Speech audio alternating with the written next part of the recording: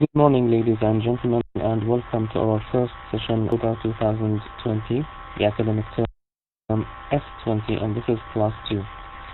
First of all, I'd like to welcome you all to this new term and new course, and I'd like to seize the opportunity of this first introductory session to explain to you more about the course itself, MSE, what it is about, what we need to know, and start with the first session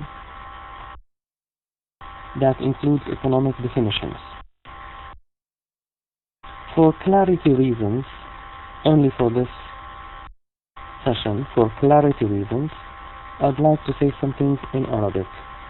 لأسباب توضيحية بحتة أتكلم بس بهالجلسة ببعض النقاط رح أتناولها باللغة العربية حتى نكون على وضوح تام. النقطة الأولى، أول شيء الكمبيوتر اللي عندي بالبرامج الافتراضية ما بيقرأ اللغة العربية، فالتواصل يا ريت يكون بكتابة اللغة الإنجليزية. بحال الفكرة صعبة التعبير استخدموا الأحرف الإنجليزية على الأقل واكتبوا بالعربي، بحاول أفهم شو اللي مكتوب. في نويز لأنه في البعض فاتح الميكروفونز، أنا عم سكرهم بس كل ما عم يفوت واحد يعني يكون الميكروفون مفتوح. هلأ بتصور الموضوع أفضل.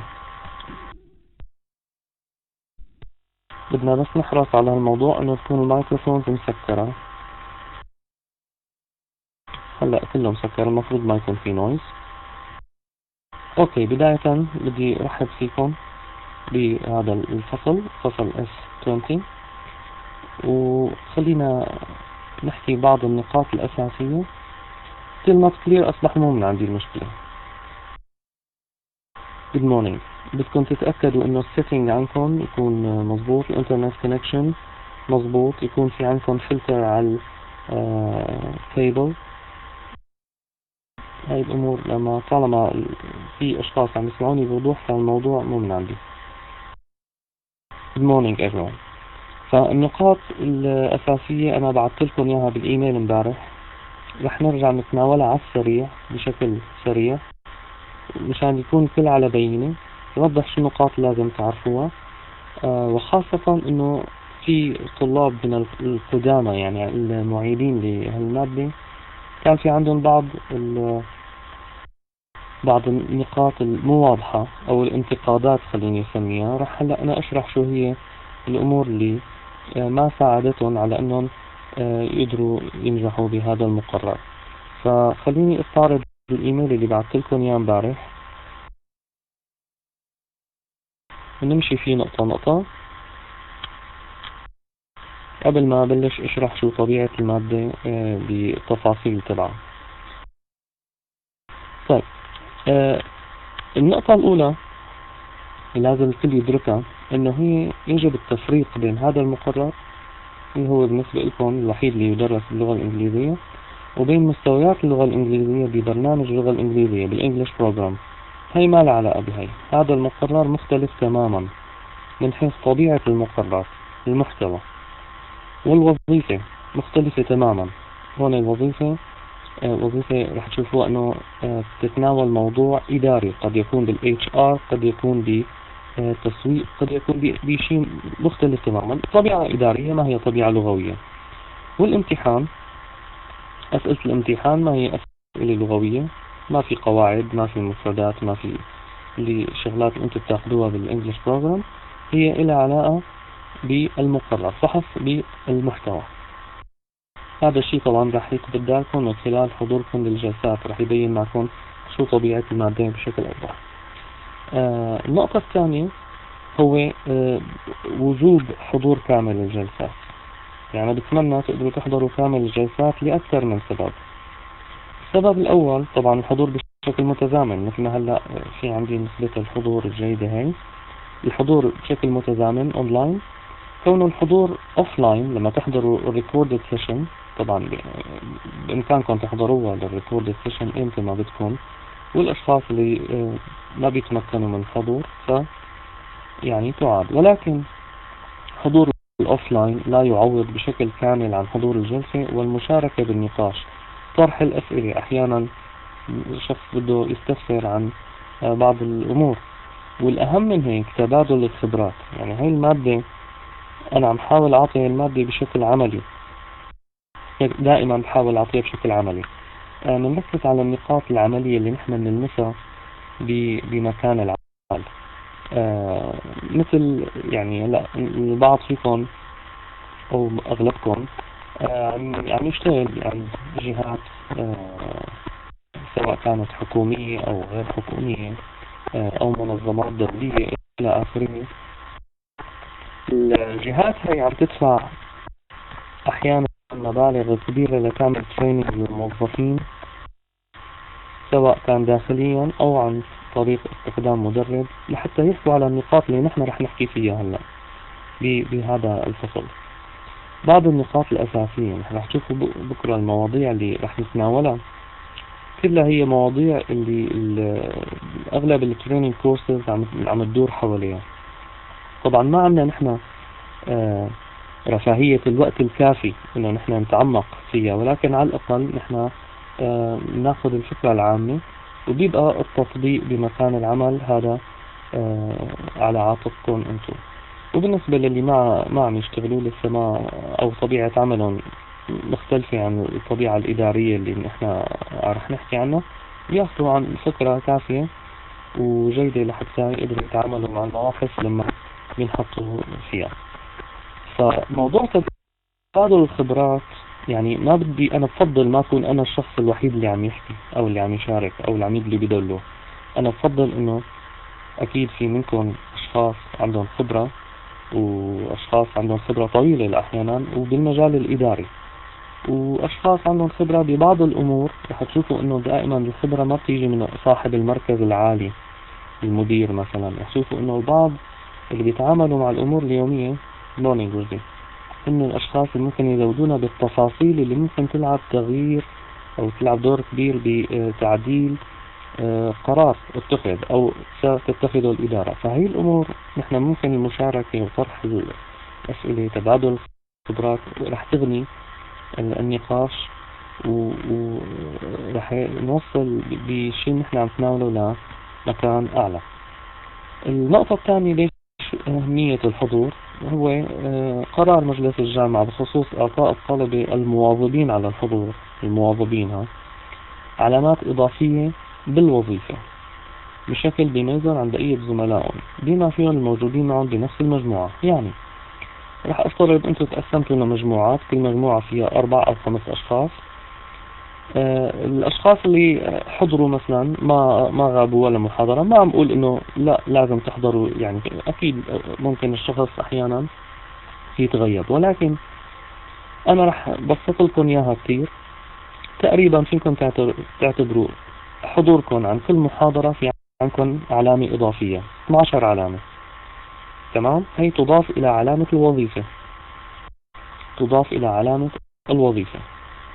يعني حتى الأشخاص اللي معكم بالمجموعة، فرضا علامة الوظيفة للمجموعة كل شخص بياخد 70 فرضا من 100، اللي مواظب على الحضور بياخد 82 بدل 70. يعني زميله اللي ما له حضران أبدا بياخد 70، هو بياخد 82. هذا ما نقصنا علامات للي ما حضر، لا نحن عم نكافئ حضور الأشخاص. هذا قرار مجلس الجامعة. تذكروا 12 علامة هي من 100 من علامة الوظيفة، يعني بدكم ترجعوا تقسموها على 4، يعني بتطلع 3 علامات من 25. يعني من 100% تبع المقرر 3 علامات إضافية اللي هي منيحة، يعني ممكن تلعب دور برفع المعدل أو بالنجاح. أحيانا ممكن أحيانا الشخص لما يوقف نجاحه على علامة، علامتين أو 3 علامات. أوكي، هاي النقطة. هلا شو طبيعة الوظيفة؟ باعتبار حكينا على الوظيفة، وظيفة المقرر وظيفة جماعية، وممنوع تقدم الوظيفة بشكل فردي. الأسباب رح أشرحها هلأ على السريع. وظيفة جماعية تقدم ضمن مجموعات عمل يتم تسمية أعضاء من قبلي أنا رح أختار بشكل عشوائي كل مجموعة من رح يكون فيها. ليش رح يكون هذا الشيء؟ عندي عدة أسباب. أهم شيء تدريبكم على العمل ضمن فرق عمل افتراضية، اللي هي ضمن المحتوى اللي رح ندرسه نحن، فرق العمل الافتراضية، مع أشخاص أنتوا لازم يعني تتعودوا تشتغلوا مع أشخاص ما بتعرفوهم، جايين من خبرات مختلفة، خلفيات علمية، عمرية، ثقافية، اجتماعية مختلفة، يفرضون عليكم طريقة تحاكي الواقع العملي. تمام؟ وهذا الشيء نحن نلمسه بمكان العمل. لما أنا بروح بشتغل بمكان، مو أنا بنقي زملائي، أنا بروح بلاقي فيه أشخاص already موجودين هناك وأنا بدي أشتغل معهم. فنحن محاكاة للواقع العملي عم نحاول نحن نعمل جو يشابه الواقع العملي. هذا اللي رح نساويه. ما فيني أنا والله من أول سنة إلي بالجامعة من لآخر سنة وأنا وفلان وفلان وفلان بنفس المجموعة. شو استفدنا؟ بطلع الواقع العملي بدي انصدم. الواقع مو هيك. فراح يتم تمام مثل الريال لايف، راح يتم انتقاء من قبلي. بمعنى آخر، العمل الجماعي لاحظوا شو بيشمل: تواصل وتنسيق ومناقشة وبحث وتحليل وتوصل إلى قرار بشكل جماعي. هذا كله جزء لا يتجزأ من طبيعة الوظيفة. طبعا الهدف هو ممارسة هذا الجزء الأساسي بغض النظر عن النتيجة التي يتم التوصل إليها. رح أشرح لكم أنا اليوم لما بدي أحكي عن الوظيفة، رح أشرح لكم شو هالشيء هذا، لأنه طبيعة الوظيفة نحن بنسميها analytical skills أو analytical thinking، تنمية المهارات الفكرية التحليلية. يعني الوظيفة تعطى العلامة على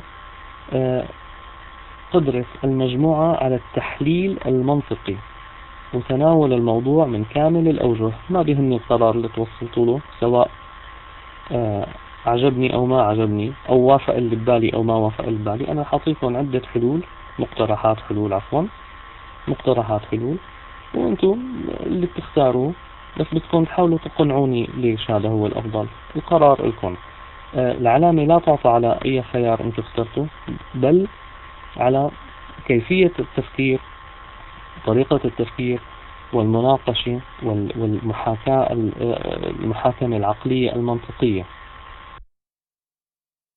الموضوع التواصل أنا بتركه لكم، أنا مالي علاقة بالواتساب. في أشخاص ما بحبوا يعطوا أرقام موبايلاتهم. بتتواصلوا أنتم، أنا بعطيكم الإيميلات تبع كل طالب معكم بالمجموعة، أنتم بتتواصلوا بعدين كيف بتحبوا تتواصلوا بين بعض، عن طريق الفيسبوك، الواتساب، اللي بدكم إياه تواصلوا. أنا بتعامل بالطريقة الرسمية اللي هي إيميل الجامعة. ما فيني أعطيكم أنا أرقام بعض، هذا الشيء مخالف للقوانين. المهم، النقطة اللي بعدها: لا يسمح لأي طالب مهما كان ظرفه التقدم بالوظيفة بشكل فردي أو اختيار أفراد مجموعته من قبله. علامة الصفر تعطى لكل من يخالف هذا البند. خلوها بالكم هاي النقطة. بالنسبة لنص وظيفة المقرر، رح أحطه على الموديل أنا قريبا جدا، وأول ما يكتمل التسجيل بكامل الصفوف رح أبعث لكم تقسيم مجموعات العمل إن شاء الله، إذا تم هذا الشيء بسرعة، مع نهاية الأسبوع الأول أو بداية الأسبوع الثاني من الفصل الحالي، يعني يا نهاية الأسبوع يا الأسبوع القادم. بمعنى آخر، رح يكون أنتم معكم وقت حدود الشهرين تقريبا لحتى تتواصلوا وتنسقوا مع أفراد مجموعتكم. هذا الشيء بتمنى أنكم تغتنموه، ما تسوفوا بالتواصل وتنسقوا مع بعض بوقت متأخر حتى نتجنب أي نتائج غير مرغوبة. في أشخاص بيختفوا الفصل كله، ما بيظهروا إلا آخر يومين قبل الديدلاين. طبعا هدول الأشخاص أنتم بدكم تحاولوا تتواصلوا معهم لفترة. لما ما تنجحوا بالتواصل تبعتوا لي إنه في فلان وفلاني عم نتواصل معه، صرنا مثلا بحدود 3 أسابيع ما عم يجاوبنا. أنا بتواصل معه، رح أحاول أتواصل معه.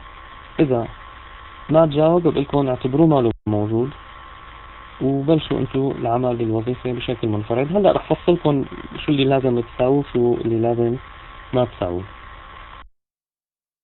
بالنسبة للطلبة اللي ما بيتواصلوا مثل ما حكينا، بتبلغوني بهالشي، نحن بنستبعدهم، نعطيهم علامة الصفر. السبب حتى أنا أضمن إنه ما يستغلوا جهودكم أنتوا اللي اشتغلتوا على الوظيفة، وهن يجوا على البارد والمستريح بالنهاية وياخذوا العلامة، لأنه كونه العلامة جماعية. فما بدي أنا هذا الشيء يصير، هذا استغلال. فأنا أي شخص بتبلغوني إنه هذا الشخص معنا بالمجموعة ولكن ما عم يتواصل معنا، وصلنا لمرحلة متقدمة من كتابة الوظيفة، ما له موجود، حتى وأن ظهر بالأسبوع الأخير وقال أنا جاهز، بنقول له it's too late، فيعطى علامة الصفر.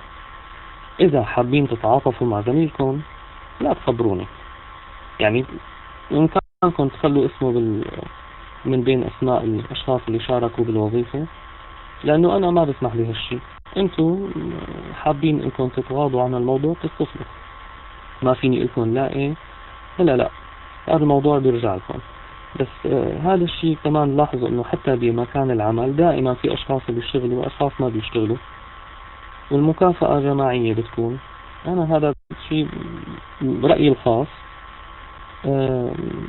إنه هذا عم يعلم الشخص الاستغلال، الشخص اللي ما عم يشتغل، والشخص اللي عم يشتغل يعني بحس حاله مغبون، يعني ما أخذ حقه بما يكفي. المهم طبعا نحن ضروري نعطي الجميع بعض الوقت لحتى يتواصلوا.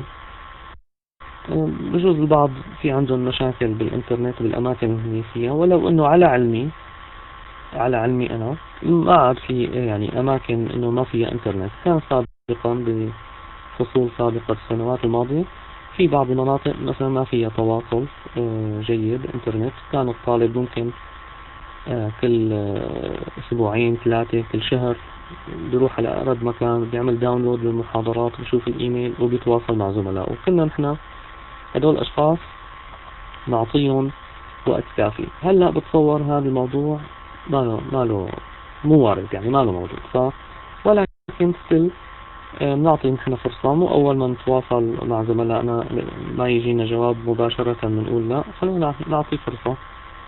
انتوا بتقدروا الفرصة قديش؟ أول شهر مثلا بضل معكم لسه شهر وشوي للديدلاين، هذا الموضوع بيرجع لكم انتوا. هلأ عندي ملاحظة مهمة جدا هي خليها ببالكم. معظم الطلاب بيعطوا اهتمام كثير كبير بعلامة الوظيفة. يعني إذا الطالب علامة الوظيفة تبعه ما كانت مثل ما بده، طبعا الكل بده 100%، وأنا ما أكون محلكم نفس الشيء، والكل بيطمح إنه يحصل على العلامة التامة. ولكن خلينا نكون منطقيين، ما في عمل متكامل 100%، في تفاوت. في أحيانا نحن بنغفل بعض النقاط، ممكن يكون نحن أخذنا نقطة مهمة، ممكن يكون الطريقة اللي فكرنا فيها ما تكون صحيحة 100% بغض النظر عن النتيجة، وممكن تكون طريقة التفكير والتحليل لا تقود للنتيجة اللي انتوا توصلتوا لها. يعني في هون عندي خلل، في جاب، في فجوة. فممكن تكون هالعلامة أقل من العلامة المتوقعة بالنسبة للطلاب. الطالب لما يحصل على هاي العلامة اللي هي أقل من توقعاته عم يخبط وعم يتضايق وعم يعترض. طبعا حقه يعترض وحقه يحبط وحقه لحتى يعرف شو السبب. Good morning. بس أنا اللي بدي إياه منكم أنتوا ما تنسوا إنه الجزء الأعظم من العلامة الإجمالية، علامة المقرر كلها، هي علامة الامتحان، ما هي علامة الوظيفة. يعني نحن عندنا 75 علامة على الامتحان، والوظيفة فقط 25%. ولما أنتم مثلا تحصلوا على فرضا 80% من الوظيفة، فعليا هي 20 علامة. وإذا راضيناكم، إذا زعلتوا مثلا واعترضتوا وتماشيت معكم فرضا مو بالضرورة هذا الشيء يصير، أعطيتكم 5 علامات إضافية، فأنتم هون تشعروا بالفرحة الكبيرة. فعليا أنا أعطيتكم علامة واحدة زيادة من 25، يعني العلامة بتصير 21. هاي العلامة اللي لا تسمن ولا تغني من جوع. بنعمل كل القصة هيك والجلبة عليها ومننقهر نحن مشان هالعلامة. لا، أنا بدي إياكم تركزوا على علامة الامتحان. الامتحان هو الفيصل، علامة الامتحان هي اللي تلعب دور بالنجاح. كان في عدد لا بأس فيه من الطلاب بالفصل الماضي، تحديدا الفصل الماضي وفصول سابقة، حصلوا على علامة ممتازة بالامتحان. شو بالوظيفة شو يعني ممتازة؟ بتعرفوا انتم تقسيم العلامات، فوق 80 من 100 هي ممتاز. ففي أشخاص كانوا جايبين علامات ممتازة فوق 80، رغم هالشي رسبوا بالمقرر. ليش؟ علامة الامتحان سيئة جدا. فنحن ما بدنا نرخي بدلنا ونتواكل على علامة الوظيفة، نقول علامة الوظيفة خلاص مضمون أنا جايب عندي 22 أو 23 علامة على الوظيفة، كل الباقي لي كم علامة مثلا. هذا الشيء يعني خطأ. أنا بدي أكد على علامة الامتحان. علامة الوظيفة ممكن ترفع لي معدلي، أما ما بتلعب دور بالنجاح. يعني أنتوا شوفوا علامة الامتحان لحالها يمكن من الوظيفة لحالها 75%، يعني لحالها تقدير جيد جدا. إذا بضيف فوقهم أنا الحد الأدنى من علامة الوظيفة المقبول اللي هو 40% من علامة الوظيفة، يعني بحدود 11-12 علامة، ضيفوه فوق 75، ساعتها بتشوفوا إنه معدل يرتفع. بس العلامة الأساسية هي علامة الامتحان. طيب، بالنسبة للامتحان نحكي نحن عنه بشكل مفصل بالجلسة الأولى اليوم هلأ بعد شوي، وبالجلسة الأخيرة. النقطة الأخيرة اللي بدي أكد عليها رجاء التواصل معي حول أي مشكلة خليها تصير أثناء الفصل، مو نستنى لبعد ما تطلع نتائج الوظيفة أو الامتحان وأنا بناء عليه إذا عجبتني علامتي بتواصل مع الدكتور، إذا ما عجبتني علامتي عفوا بالعكس، إذا ما عجبتني علامتي بتواصل مع الدكتور، إذا عجبتني خلاص ماشي الحال. أنا ما فيني ساعدكم بمعظم الطلبات، معظمها، إلا إذا كان أنا بقدر يعني كل شيء كل شيء يتم أرشفته أنا ما فيني ساعدكم فيه. كل شيء يتم أرشفته علامات أنا ما فيني ساعدكم فيه. حتى وأن أنا وافقت على الطلب تبعكم، قراري أنا ما هو نهائي. في أعلى مني، أنا في تراتبية، في مدير البرنامج، وفي مجلس الجامعة ومجلس شؤون الطلاب، كلهم هدول هن بيقدروا إذا قالوا إنه أنا قراري غير صحيح أو هن غير موافقين ما بتستفيدوا شيء من موافقتي. هاي النقطة. النقطة الثانية التواصل معي عبر بريد الجامعة الإلكتروني حصرا، وبتصور ما حدا عنده أي كونتاكت معي غير بريد الجامعة. طيب، هاي النقطة نحن النقاط الأساسية اللي أحكي فيها. هلا نيجي للمقرر نحكي عنه هلا بالتفصيل، ولكن بدي أعمل سويتش على اللغة الإنجليزية كون المادة تدرس باللغة الإنجليزية. فخلينا هلا نبلش الشيء اللي بدنا إياه. راح أرجع أعيد بعض النقاط كمان بشكل سريع، وبعدين راح نتابع بمحتوى الجلسة الأولى.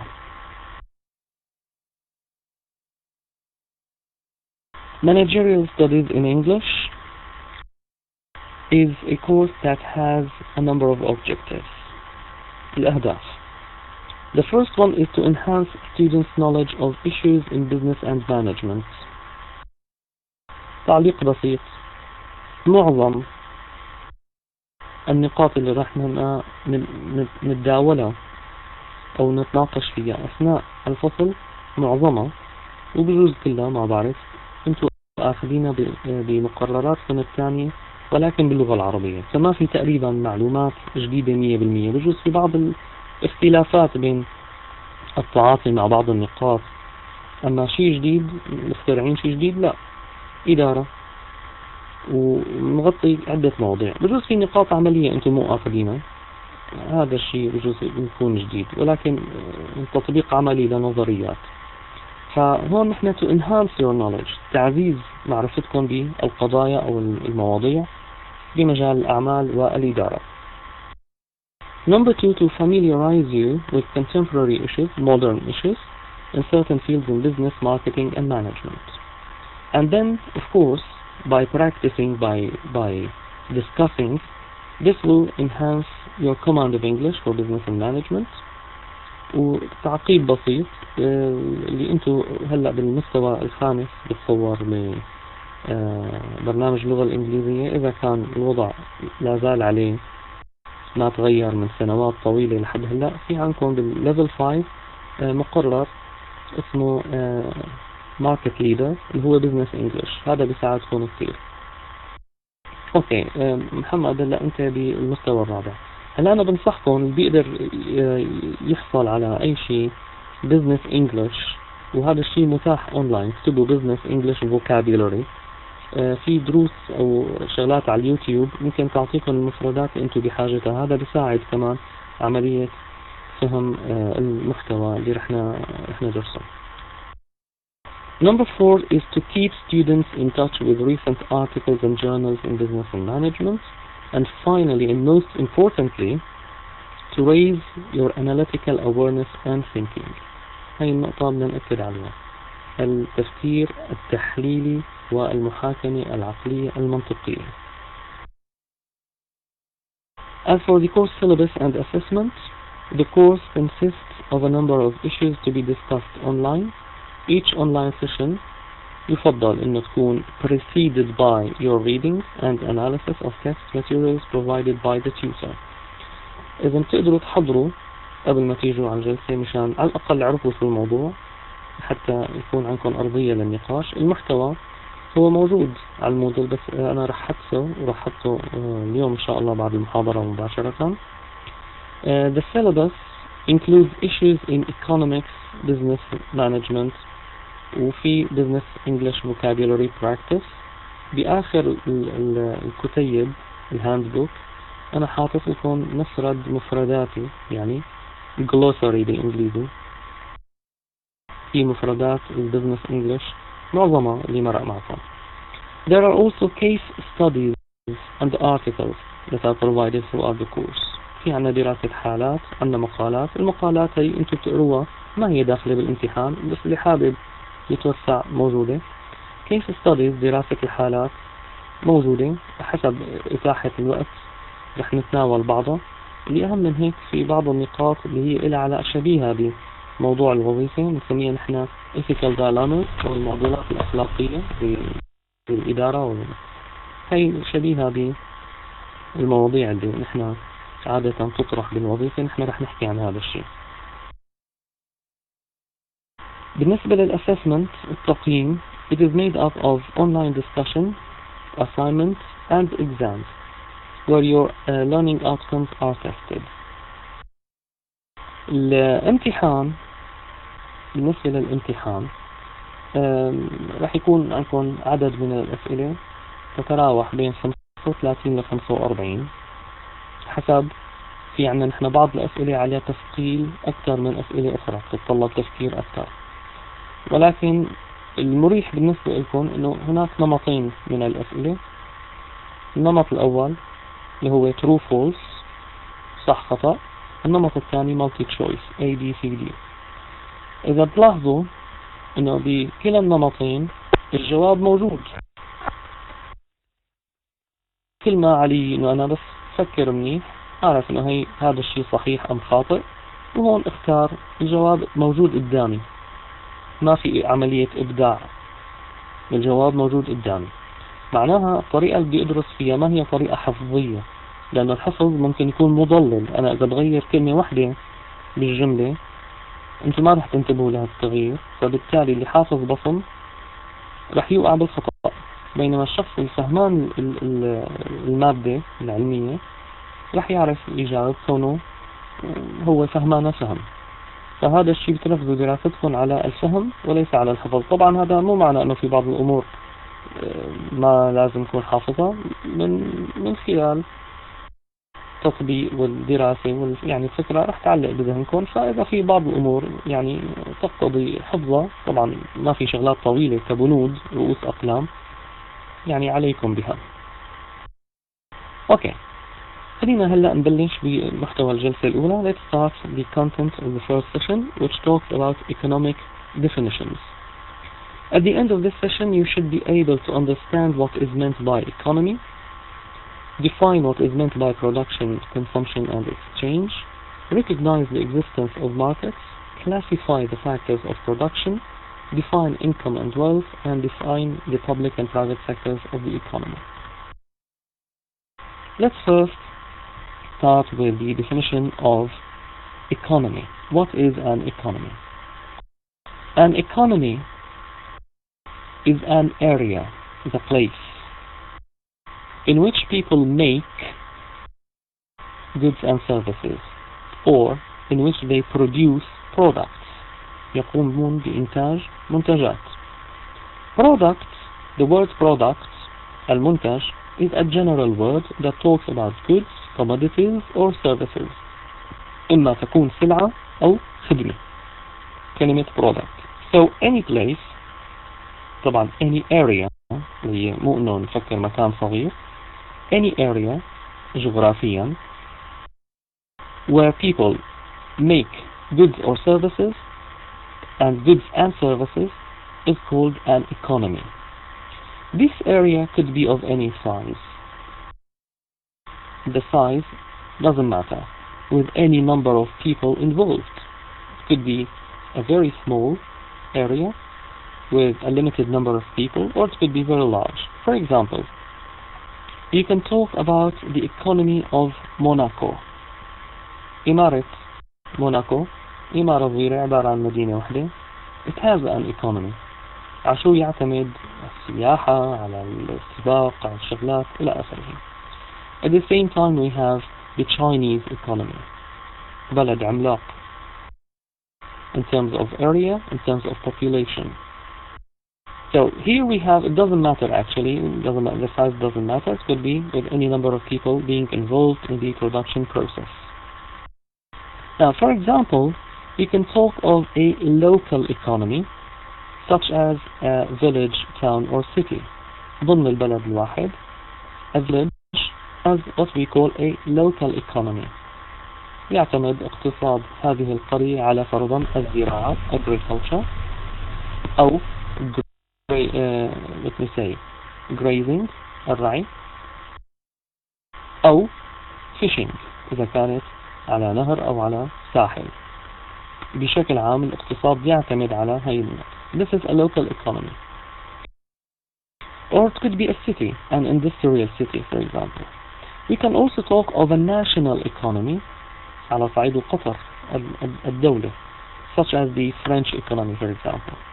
In turn, France is part of the economy of the European Union. ففي عندي اقتصاد داخل اقتصاد. The French economy, which is part of the European Union economy. Similarly, in this way, all countries around the world together make up the world economy. So this is what is meant by economy. It is an area with people who produce products, and it could be of any size, with any number of people being involved in the production. Now, the second point that we need to talk about is production versus consumption. وهون ملاحظة على الهامش لحتى تساعدوا أنفسكم بالتعامل مع مفردات اللغة الإنجليزية الجديدة. كل كلمة لا يمنع اعملوا جداول شو الفعل منها. مثلا عندي أنا الكلمة هون اسم production، شو الفعل؟ produce. عندي مثلا اشتقاقات ثانية product اسم، producer المنتج اسم، productive صفة، productivity اسم ثاني بمعنى الإنتاجية، وهكذا بتعامل مع سهولة الحفظ. So now, production and consumption. Production is defined as any activity that is designed to satisfy people's wants. فهو عبارة عن أي نشاط صمم أو الهدف منه satisfying people's wants، إرضاء أو تلبية أو إشباع رغبة أو احتياجات أو حاجات الأفراد. طبعا الحاجات الأساسية للبشر هي ثلاثة: food, clothing and shelter. الطعام، اللباس والمأوى على تفاوته. شو طبيعة الطعام، شو نوعه، قديش غني بالمواد المغذية، من شو بيتكون. اللباس قد يكون فيه خيش أو حرير. بالنسبة للشلتر في نحن عنا قد يكون كهف، كوخ، غرفة صغيرة سقيفة، وقد يكون قصر، فيلا. بغض النظر هدول نحن بنسميهم the basic needs. Exactly, thank you Marhas. These are the basic needs. So anything، طبعا الحاجات تختلف وتختلف من مكان إلى آخر وتختلف حسب العمر. وبتصور أنتوا دارسين شيء اسمه ماسلو بيراميد، هرم ماسلو، بنحكي فيه عن الحاجات. فهو نحن عم نحكي على مبدئيا على الحاجات الأساسية. في عندي حاجات نفسية، في عندي حاجات أخرى. فإشباع هاي الحاجات يتم عن طريق تقديم منتجات أحيانا، بمعظم الأحيان. So production is any activity that is designed to satisfy people's wants. Now, production involves the making and selling of goods and services. وهي نقطة كتير هامة جدا أكدوا عليها، إنه production is not only about making goods and services, it is also about selling these goods and services. فهو يتضمن كلا من تصنيع وبيع المنتجات. إذا صنعنا وما بعنا، لا، هي عملية الإنتاج منقوصة غير كاملة، فبدي كبهم. ليش؟ لأنه ما حدا اشتراهم. شو السبب؟ ما لبوا احتياجات الأشخاص. طبعا نحن موضوع الاحتياجات فيني أنا ضمن له القدرة الشرائية أو استطاعة الأشخاص شراء المنتج. أنا إذا بدي أصنع منتج ما حدا يقدر يشتريه بمكان معين وفي بديل أرخص، فهون أنا ما لبيت احتياجهم، لأنه بحاجة هن لمنتج معين يكون ضمن قدرتهم المالية، القدرة الشرائية، the purchasing power or spending power as we call it. Okay, so it involves the making and selling of products. The opposite of production is called consumption, and the verb is to consume, يستهلك. So consumption, it is known as the using up of goods and services to satisfy our wants, which is quite the opposite of production. Now, the third point is about the market. What is a market? ما هو المقصود بالسوق؟ A market is not an area. Unlike the economy, the market is not an area. ليس بمكان. It is a group of people. A market is a group of people who wish to exchange goods and services with each other. نحن بجوز المتداول عليه بالسوق، كلام التجار. السوق منيح، الأسعار متحسنة، عم يحكوا هن على الأسعار. طب الأسعار متحسنة ولكن ما في قدرة شرائية، بمعنى الأشخاص غير قادرين على الشراء، ما استفدنا شيء. معناها السوق رح يتدهور بالنسبة لهم، المنظور تبعهم. ولكن the proper viewpoint is that a market is a group of people who want to exchange goods and services with each other. ليش عم بستخدم كلمة exchange؟ ما عم نقول to buy and sell. طبعا exchange تضمن عملية buying and selling and also includes something different اللي هو swapping، المقايضة، عملية المقايضة. باللغة الدارجة أحيانا بسموها المداكشة. لهيك طبعا المقايضة هي أصل عملية البيع والشراء. أنا عندي شيء معين مالي بحاجته، انت بحاجته، وبالمقابل العكس صحيح، فنعمل مقايضة swapping. لاحقا تمت عملية البنك عن طريق صكوك البيع اللي تحولت لبانك نوتس لعملة. okay. طبعا exactly this is why we are using exchange, the word exchange, as Moha said it's more comprehensive, أكثر شمولية. ولحد هلا أحيانا بيتم بين الدول عمليات مقايضة. كان سابقا في عمليات مقايضة بين سوريا وإيطاليا بالنسبة لأنواع القمح. In Syria we used to have hard wheat، القمح القاسي اللي هو ممتاز لصناعة الباستا المعكرونة، وبإيطاليا عندهم القمح الطري اللي هو جيد جدا لصناعة الخبز. فالعملية swapping كانت.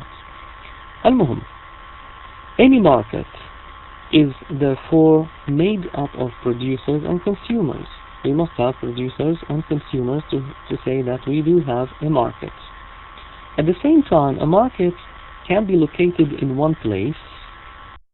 We call it a local market, local newspaper market. اللي أحيانا قد يكون شارع معين مختص ببيع شيء معين، كهربائيات، إلكترونيات، ملابس من نوع معين، نمط معين. وقد يكون مدينة مدينة، وقد يكون إقليم معين، محافظة وما شابه. Or it could be spread in different places. In this case we have a global market, a world market, or an international market, which means that the same product is needed everywhere in the world and people are interested in buying it all over the world. والأمثلة كثيرة. يجوز هلا أكثر المنتجات عالمية هي أجهزة الاتصالات like mobile phones, smartphones, tablets, etc. يعني مو بالضرورة هي الأكثر ولكن من الأكثر شعبية. Okay. Now let's move to another point, which is exactly Amjad is saying that now markets can be done online. طبعا this is true, this has become true. We have what we call an e-market. Exactly. رح نحكي عن المواضيع الافتراضية لاحقا. Thank you very much Amjad. So resources الموارد, or what is known as the factors of production, عوامل الإنتاج.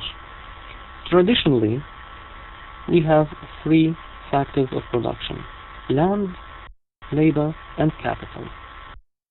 Land includes everything and anything that nature has offered us. كل ما تقدمه الطبيعة سواء بالجو، على الأرض، بالبحر، تحت الأرض، هذا نحن نسميه land. كيف يعني بالجو؟ أنا عم أقول بالجو، نحن عم نقول land. ليش عم نقول بالجو؟ transport routes، طرق المواصلات الجوية. المطر منين بينزل؟ من الغلاف الجوي، من يعني الطبقة الجوية اللي هو water that is needed to produce what? To produce everything. بدونه ما في عندي إنتاج زراعي، ما في أمواج، ما في حركة طاقة الأمواج إلى آخره. Exactly, thank you عبير. The solar energy كمان هاي الأمور. وما رح نحكي بالتفاصيل عن الثروات الباطنية، the underground for example energy resources like petroleum, natural gas, minerals. تمام هن resources، ولكن نحن التفاصيل تبع انه هي موجودة بما يعرف اللاند. اللاند نحن معترف بهذا المصطلح land على انه يشمل العديد من الريسورسز، لانه هذه الريسورسز كلها تقدم بلاند. اللاند المقصود فيها earth، الكرة الأرضية، ما تقدمه لنا. So we're talking about all of these things, whether we're talking about metals, precious metals, المعادن الثمينة. كمان هي عندنا الذهب هو أساس بالاقتصاد, as you all know, etc. So this is about land. On the other hand, we have labor, which is meant by, we refer to it as human resources, people, exactly, people, human resources, the most important among the factors of production, which we will talk about in more detail later. ولكن, for now, let me say that even labor can be divided into groups. On the one hand, we have skilled labor. On the other, we have unskilled labor. العمالة الماهرة وغير الماهرة, بذات المهارة والqualifications المؤهلات وغيرها. Yes, وطبعا بquality معينة. The third one is capital, which is about the assets, الأصول الموجودات في الشركة. Mainly it is money, but it could be anything else, anything that has a money value, anything that has a value. أحيانا, exactly, it could be machinery, الآليات, وأحيانا it's about the name, the corporate name, الاسم أو السمعة, reputation, اسم المنتج. هذا capital. لما when a company liquidates, لما شركة عم تصفي أموالها في تصفية عند الإفلاس أو انحلال الشركة, بدهم يبيعوا الأسس, الأصول تبعها, فالاسم لحاله هذا له قيمة. So this is among capital. So these are the three factors of production. Now let's come to the fifth point, which is income and wealth. But let me first start with wealth. الثروة. ما هي الثروة? There are three kinds of wealth: private, social, and national. Private wealth consists of a stock of goods, a number of goods, which has a money value. هي ذات قيمة نقدية, and includes such assets as cars, houses, jewelry, and possessions.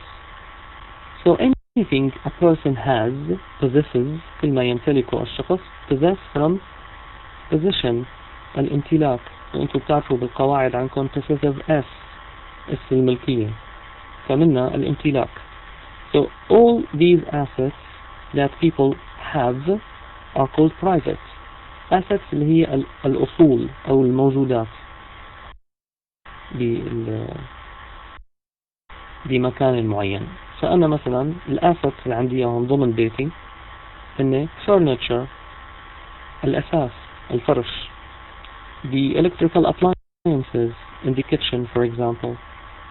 شو موجود عندي؟ كهربائيات بالمطبخ أو غيره, هدول assets بالنسبة إلي. my clothes, ثيابي أنا, هدول assets. كل شيء له قيمة مادية assets. my laptop, my mobile phone, my books. Okay? So all of these things are my assets. If you have a car, this is part of your assets. If you have another flat, another apartment, another house, this is again part of your assets. So these things, all the things that I have belong to me, are mine.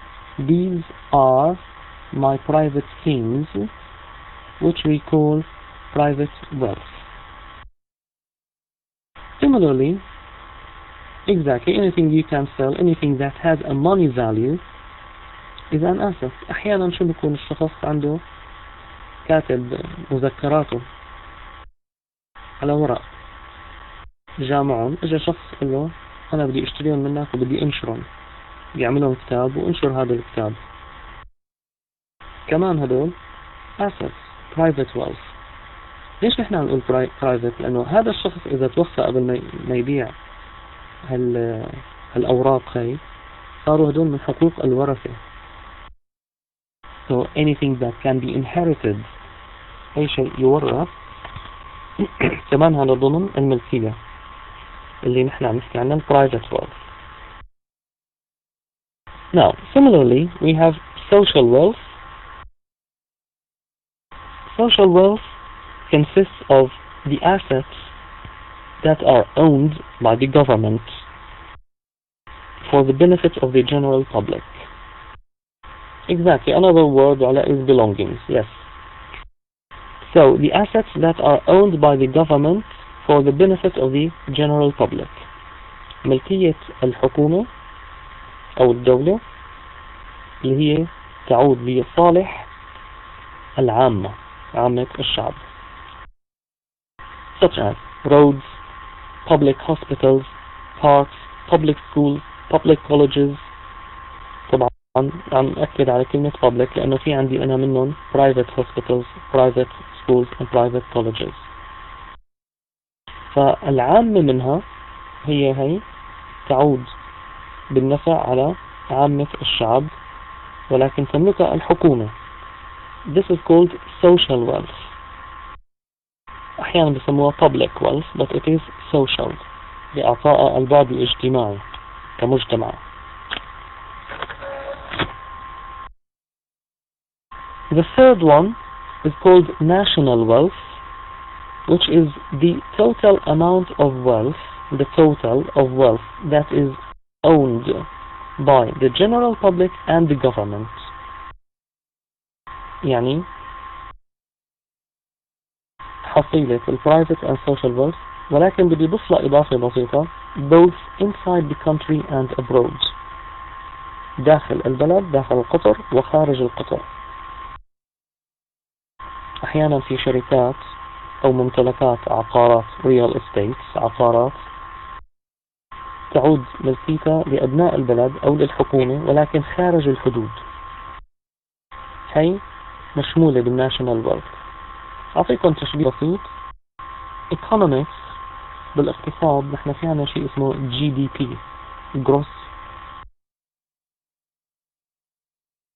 domestic product، الناتج المحلي الإجمالي. وفي عنا شيء اسمه GNP gross national product، الناتج القومي الإجمالي. الناتج القومي الإجمالي هو أشمل من الجي دي بي المحلي الإجمالي، كونه يشمل الممتلكات وما ينتج عن هذه الممتلكات من فعاليات اقتصادية وتجارية وما شابه خدمية ضمن القطر وخارجه.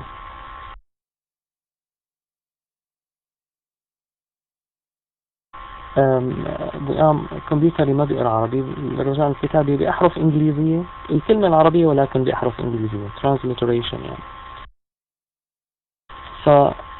this point is similar to that. This is what is referred to it in a similar way. مساهمات. We insist on the word مساهمات. For what? For which one? For which English word?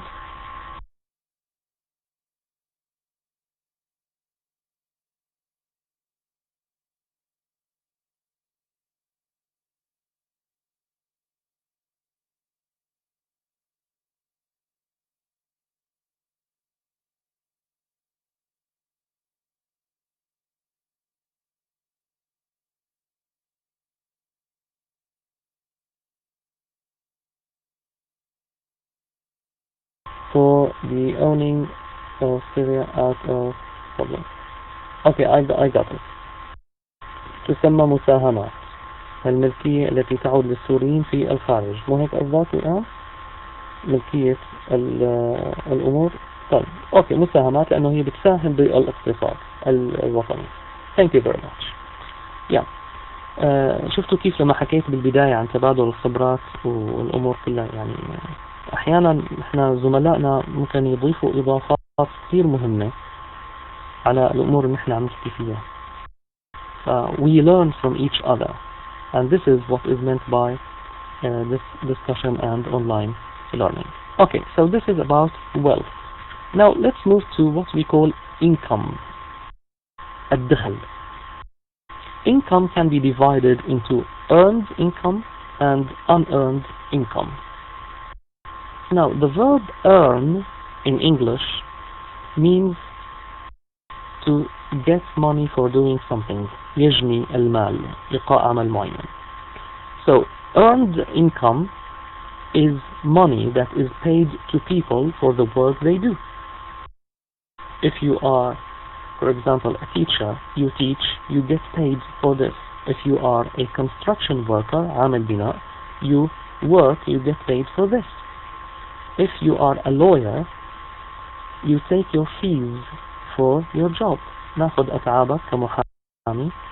Okay, so the money that you receive, that is paid to you for the work you do. لقاء ما نقوم به من عمل. This is called earned income. On the other hand, we have unearned income.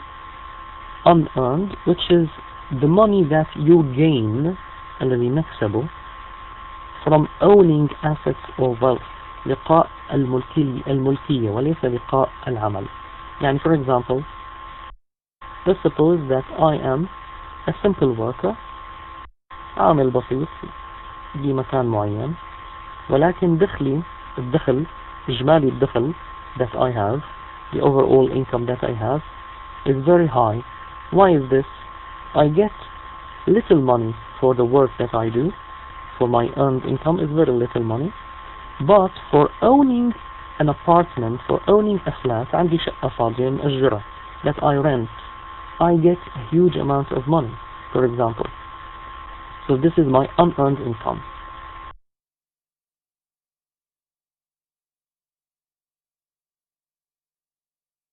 So if someone has something that, or from which he or she receives money just for owning it, this is what we call unearned income. لقاء الملكية وليس لقاء العمل. Okay. The last point to comment on and to discuss is private and public sectors of the economy. Let me start with the private sector. The private sector in an economy is made up of all the businesses. لاحظوا كلمة business لما تجمع مقصود فيها الشركات. All the businesses and firms or companies owned by ordinary members of the general public. من عامة الشعب. This is what we call private sector. Of course, the private sector is divided into organized private sector and non-organized private sector. القطاع الخاص المنظم والقطاع الخاص غير المنظم. The first one, the private sector, the organized private sector, is called organized because it includes all the businesses, كل الأعمال, that are registered officially in, for example, chambers. المسجلة بشكل رسمي في الغرف، غرف التجارة، غرف الصناعة، غرف السياحة، نسميها هنا chamber of commerce, chamber of industry, chamber of tourism, chamber of artisans, الحرفيين إلى آخره. So these chambers keep a register, لديها سجل, of all these businesses. On the other hand, we have certain jobs, let me say, people who change their jobs or who are not registered officially in these chambers. في أشخاص بيشتغلوا أعمال وهم غير مسجلين حسب طبيعة العمل. بجوز some people have stools, عندهم بسطة وممكن يشتغل بهذا الشيء شهرين ثلاثة بعدين ينتقل لعمل آخر مختلف تماما وهكذا. So these people are not registered. We call them unorganized or non-organized private sector.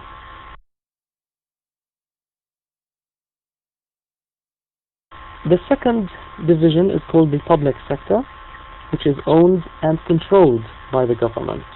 Owned and controlled. فتعود ملكيته وإدارته من قبل الحكومة. It consists of government, businesses and firms, and goods and services that are provided by the government, such as the health service, طبعا public health service, state education, التعليم الحكومي, roads, public parks, and law and order. What is meant by law and order? Law المقصود فيها the courts of law, المحاكم الأسر العدلي, and order meaning the police forces, قوى الأمن الداخلي للحفاظ على الاستقرار. هاي الأمور government controlled, owned and controlled. أحيانا بيكون في عندي تشاركية, some kind of partnership between the public and private sectors. We have what we call the mutual sector أو نسميه cooperative sector, القطاع التعاوني, وهو بيكون في تعاون ملكية مشتركة between the private and public sector. Sometimes we have another form of partnership which is known as BOT. This is سمعاني فيه BOT اللي هو Build, Operate and Transfer. ممكن شركة خاصة تعمل تأسس business معين building وبتديره لفترة معينة بضعة سنوات operating من خلالها بتدرب موظفين حكوميين على التعامل فيها، ومن ثم تعمل عملية transfer نقل ملكية من ملكيتها الخاصة إلى الملكية الحكومية.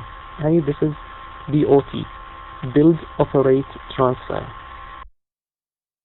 So this is exactly, thank you Marhas, Syriatel and MTN, they were BOT. Yep, this is true. Alright, so this is about the private and public sectors. And with this we come to the conclusion of our session of today. Next session we will discuss management environment as well as discussing some managerial issues. So if you can prepare something so that we discuss it properly, that would be brilliant. And this is all for today. Do you have any questions, ladies and gentlemen? في حدا عنده أي سؤال؟